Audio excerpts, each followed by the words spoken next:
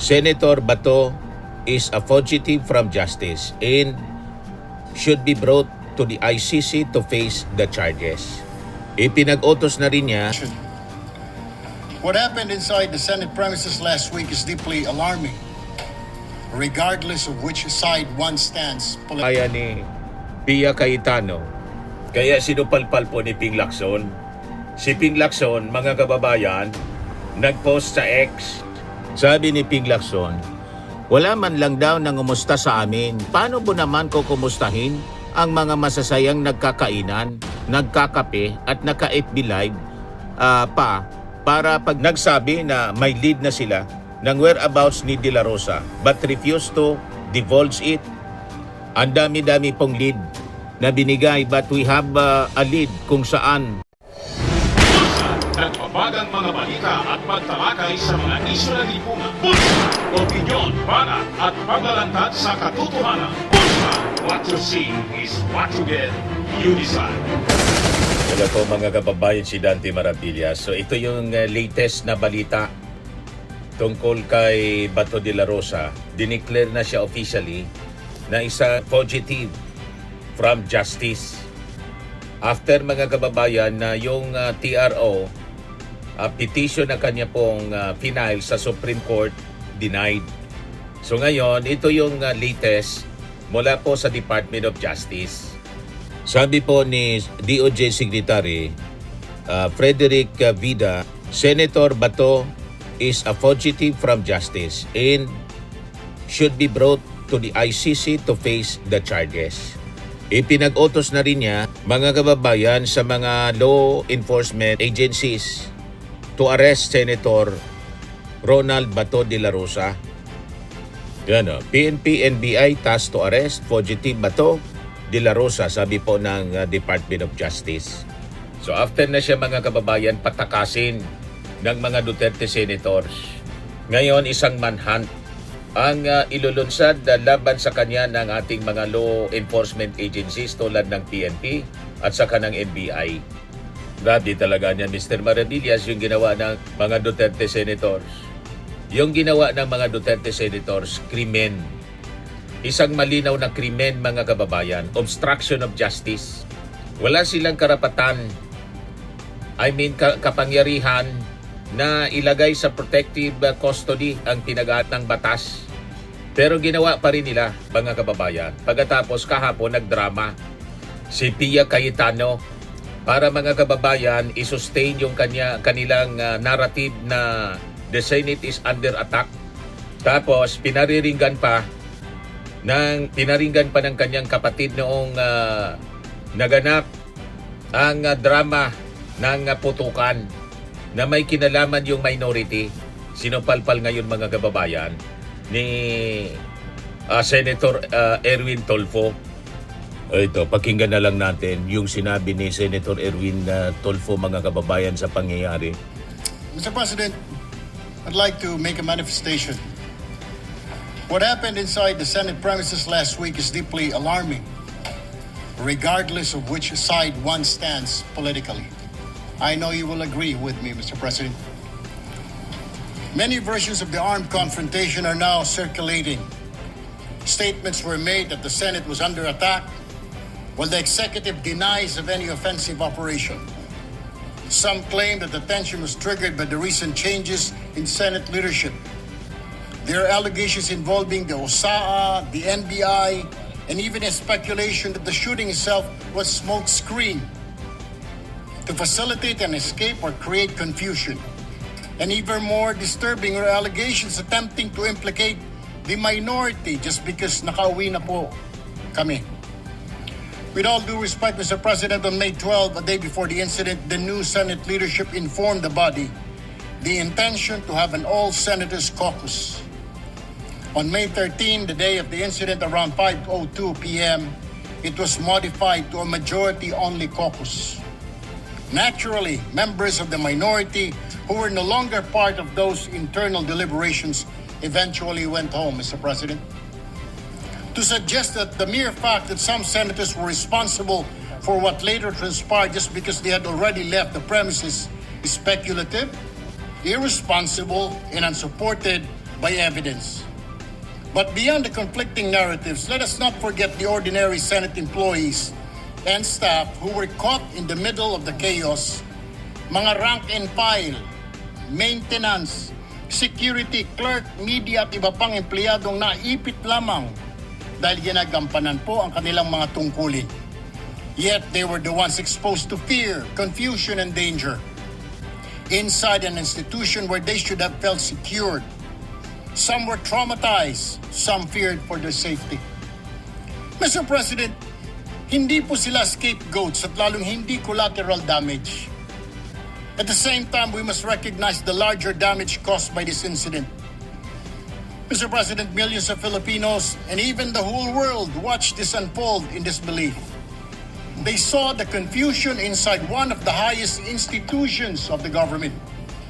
They saw conflicting authorities, conflicting narratives, and an atmosphere that appeared closer to disorder than democratic governance. Nakakahiya po sa totoo lang, Ginoong Pangulo. And because the public witnessed, the public deserves the truth. Nakaabang na po ang taong bayan. And they have been waiting since Monday. Una, ano ba ang legal na basihan sa pagpasok ng mga otoridad sa bisinidad ng Senado kung meron man po? Pangalawa, nagkaroon ba ito ng formal na koordinasyon sa pamunuan ng Senado bago isinagawa ang operasyon at ano ang naging direktiba ng liderato kaugnay rito? Pangatlo, ano po ang mga partikular na aksyon na nag-udyok at naging mitsa ng putukan? Meron bang provokasyon mula sa alinmang panig? At aling ahensya o sino-sinong individual ang direktang responsable sa pagpapaputok ng mga baril? Alam ko po, Ginoong Pangulo, wala po kayo roon. Bagkos kayo po ay nakasalalay lamang sa mga report na ibinibigay po sa inyo. Naiintindihan ko po yun. Pangapat, anong mga hakbang ang ginawa upang masigurong ligtas po ang mga senador, mga empleyado at ang media bago at matapos maganap ang insidente? Ang panghuli, ano-anong mga ebidensya po ang nakalap upang magbigay linaw sa tunay na pangyayari? Ginoong Pangulo, when law enforcement operations intersect with the authority privileges and internal security protocols of another branch of government, there must be clarity, not confusion, restraint, not escalation. Alam ko po na may kanya-kanyang investigasyon ay sinasagawa ang Senado at NBI. But there is merit in the public outcry for an impartial, independent, and facts-based investigation. Mahalagang maituguyod po ang isang proseso na patas, transparent, at may kredibilidad sa mata ng publiko. Walang undue influence, walang haka-haka. At the end of the day, Mr. President, no camp wins when public confidence in institution is weakened. The Senate is not a venue for armed confrontation, Mr. President, or competing display of forces or political theater. It is a constitutional institution governed by law, order, and respect for due process. Hindi po drama, aksyon o comedy ang hanap ng taong bayan. They are asking for truth, accountability, and stability. And that is precisely what this institution owes them, Mr. President. Maraming salamat po, Ginoong Pangulo. Tapos yung reklamo ni Pia Cayetano na wala daw nangumusta man lang sa kanila mula sa minority. Fake news. Yeah. Nag-react si Erwin Tulfo. Nagpadala po ng message. Si kita po doon, si Senator Kiko, Senator Bam, Senator Sherwin, pati ako. Nag-message naman po kami sa WhatsApp group po namin. Ewan ko po kung bakit hindi po nabasa ni Senator Pia Cayetano. Yan. Sino to? Senator Jinggoy. Tapos ito, hi colleagues. We're okay here. Tapos si Sherwin, stay safe everyone. Si Migs, please stay safe over there guys. Kinumusta sila.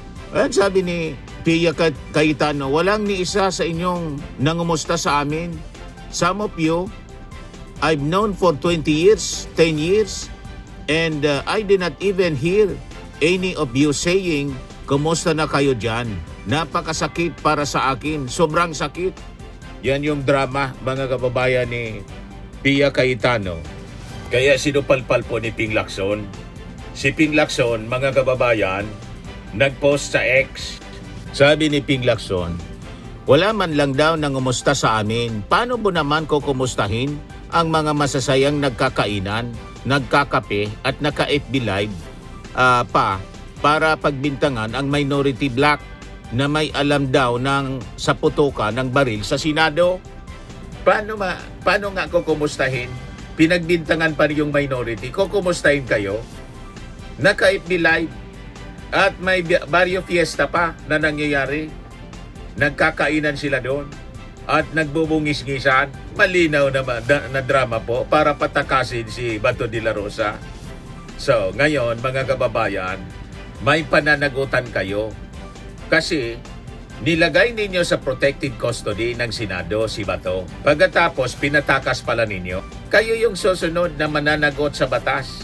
Una si Robin Padilla kasi yon ang nahuli kam. Mismong Fortuner niya ang ginamit. Huling-huli. Pinatakas ninyo ang pugante na senador. Ano sabi ni Secretary Vida, Senator Bato is a fugitive from justice and he should be brought to the ICC to face the charges. He said this is pursuant to the validly issued International Criminal Court arrest warrant. Sabi naman po ng Palasyo Malacanang that the warrant of arrest issued by the ICC against De La Rosa is valid. Sa ngayon, masasabi po natin na ang warrant of arrest ay valid laban dito kay Senator De La Rosa. Sabi po ni Palace Press Jose Claire Castro. Si NBI Director Melvin Matibag nagsabi na may lead na sila ng whereabouts ni De La Rosa but refused to divulge it.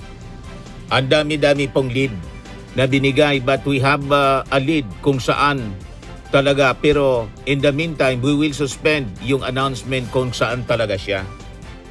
Kita na ninyo yung ginawa ng mga Duterte senators. Napakasama ng kanilang ginawa. Ang paglagay sana sa protective custody kasi di ba yung intention nila is to check kung valid yung ICC warrant. Di sana hindi nila hinayaan na umalis si Bato de la Rosa. Kaya lang talaga yung design po, yung putukan pa lang po, yung design nun para patakasin si Bato. Yung paglagay ng senador sa protective custody, strategy nila yon para hindi papasokin yung NBI na magsiserve ng warrant of arrest. Tapos gumawa sila ng eksena na gusto nilang maniwala yung minority sa kanilang drama. Paano walang maniwala? Alam ng minority na drama nila yon. O ngayon, sabi pa ng DOJ, may application na daw ng Interpol Red Notice laban kay Bato. As far as I know, sabi po ni Attorney Polo Martinez, DOJ spokesperson, there is an application for the Interpol Red Notice. That is a remedy available to us. Si Attorney Martinez, Polo Martinez. Ilulunsad na po yung manhunt laban kay Bato de la Rosa.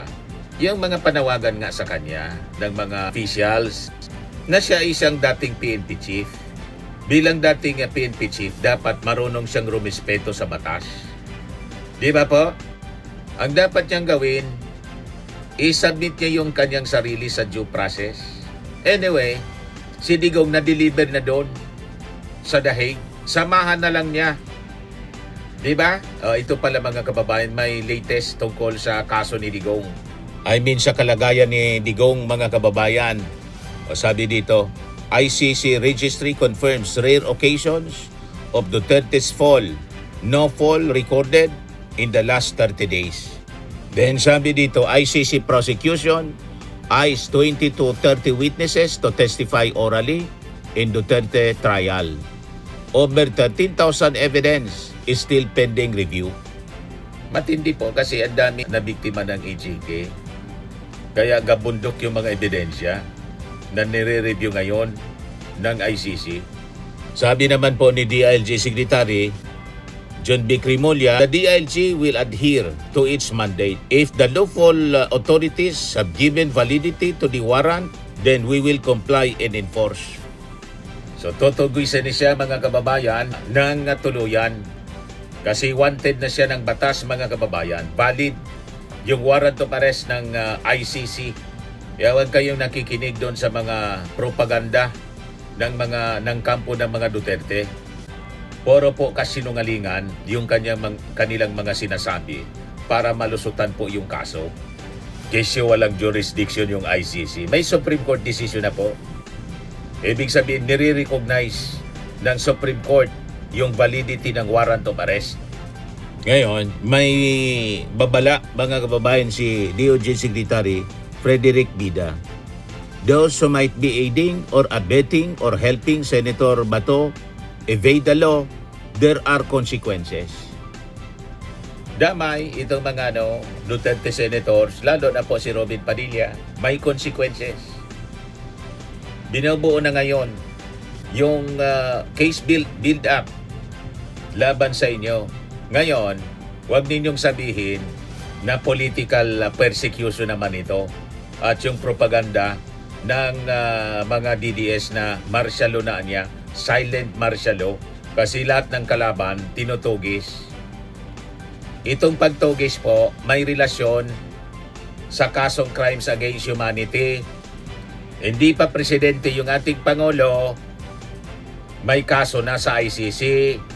At ang dahilan kung bakit may kaso sa ICC, yung mga kaso kasi rito sa Pilipinas hindi nagtagumpay. Kasi dahil sa impluensya ng Duterte sa mga korte at mga law enforcement agencies, nawala ng pag-asa yung mga pamilya ng biktima ng AJK. Kaya nila final sa ICC. Naintindihan ninyo? Kaya ang may kasalanan, Duterte pa rin. Kung bakit doon, final yung kaso. Puro sila yung may kasalanan nito. Kaya doon final yung kaso.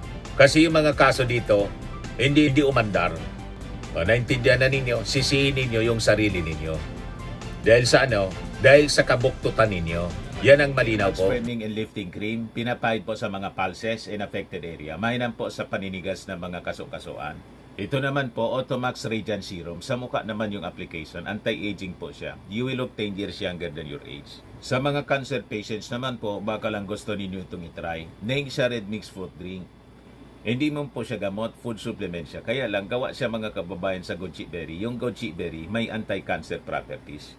O ngayon, yung mga inquiries ninyo, dumiritso na lang kayo sa aming messenger sa Facebook para masagot namin agad. Ayos pa? Ayos na ayos niya, Mr. Maravilla. Sa mga naghanap po ng malinis and spacious fitness gym, pumunta lang po kayo sa aming Colossal Fitness Gym. May Grab car rental din po kami. But anyway, ito po pala yung aming bagong product na binibenta online. I am worldwide amazing pure organic barley powdered drink mix from Australia. Negosyo to ng aking anak na architect entrepreneur Riz Maravillas. Ayan po. Kontakin na lang po ninyo siya, Riz Maravillas on Facebook.